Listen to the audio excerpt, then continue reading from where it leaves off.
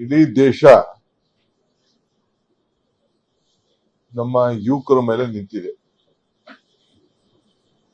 ಪ್ರತಿಯೊಬ್ಬರು ಕೂಡ ತನ್ನ ಮಕ್ಕಳು ಒಳ್ಳೆ ಬದುಕನ್ನ ಕಟ್ಕೊಳ್ಬೇಕು ಅಂತ ಹೇಳಿ ಎಲ್ಲರಿಗೂ ಕೂಡ ಒಂದು ಆಸೆ. ಇಡೀ ಇವತ್ತು ಭಾರತದಲ್ಲಿ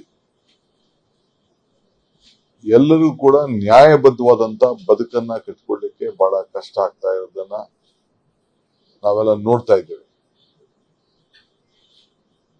25 ಲಕ್ಷಕ್ಕೂ ಹೆಚ್ಚು ಜನ ವಿದ್ಯಾರ್ಥಿಗಳು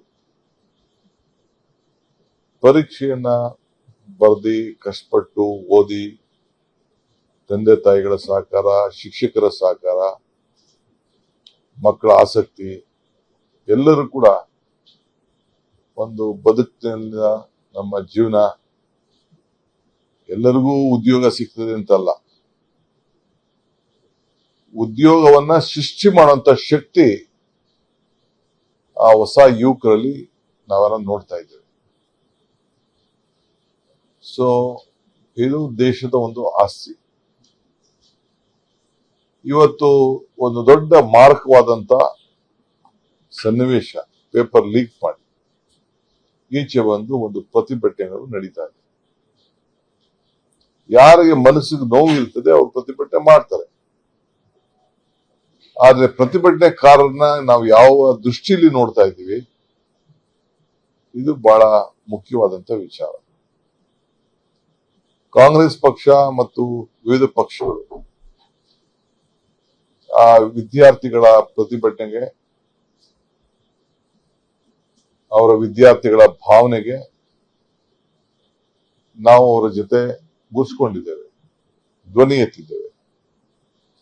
ನೀಟ್ ಪರೀಕ್ಷೆ ಮುಂದೂಡಬೇಕು ಅಂತ ಹೇಳಿದ್ದೇವೆ, ತಪ್ಪಿಸಿದವರಿಗೆ ಶಿಕ್ಷೆ ಆಗ್ಬೇಕು ಅಂತ ಹೇಳಿದ್ದೇವೆ, ಮಂತ್ರಿಗಳು ರಾಜೀನಾಮೆ ಕೊಡಬೇಕು ಅಂತ ಕೇಳಿದ್ದೇವೆ.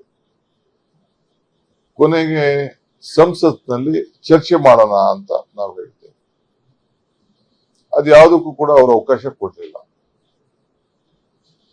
ಯಾರು ಇಡೀ ದೇಶದ ಯುವಕರು, ವಿದ್ಯಾರ್ಥಿಗಳು ನೆನ್ನೆ ಬಂದು ಪ್ರತಿಭಟನೆಯನ್ನ ಮಾಡಿದ್ದಾರೆ. ಯಾರವ್ರ ಗಾಡಿ ಮಾಡ್ಕೊಡ್ಲಿಲ್ಲ, ಯಾರವ್ರಿಗೆ ಸಂಘಟನೆಗೆ ಒಂದು ಕರೆ ಮೇಲೆಗೆ ಅವರೆಲ್ಲ ಬಂದಿದ್ದಾರೆ. ಅವರೆಲ್ಲ ಮೌನದಿಂದ ಅವರ ಮೆರವಣಿಗೆಯನ್ನ ವ್ಯಕ್ತಪಡಿಸ್ತಾ ಇದ್ರು. ನಮ್ಮ ಮನೆ ಮಕ್ಕಳು, ನಿಮ್ ಪೊಲೀಸ್ ಮಕ್ಕಳು, ನಿಮ್ಮ ರಾಜಕಾರಣಿಗಳ ಮಕ್ಕಳು, ಈ ದೇಶದ ಒಂದು ಆಸ್ತಿ, ಮುಂದಿನ ಭವಿಷ್ಯ. ಅವರಿಗೆ ನೀವು ಒಡಿಸ್ತಾ ಇರೋ ರೀತಿ ನೋಡಿದ್ರೆ ನಿಮ್ ಮಕ್ಕಳ ಮೇಲೆ ಬಿದ್ದಂತ ಏಟಲ್ವಾದು. ನೀವು ತಂದೆ ತಾಯಿಯಂದಿರಾಗಿ ನೀವು ಅದನ್ನ ಒಪ್ಲಿಕ್ಕೆ ಸಾಧ್ಯನಾ? ಏನ್ ತಪ್ಪು ಮಾಡಿದ್ರು ಅವರು? ಇದು ಒಂದು ದೊಡ್ಡ ಎಲ್ಲರ ಮನಸ್ಸಲ್ಲೂ ಕೂಡ ಕಾಡ್ತಾ ಇದೆ.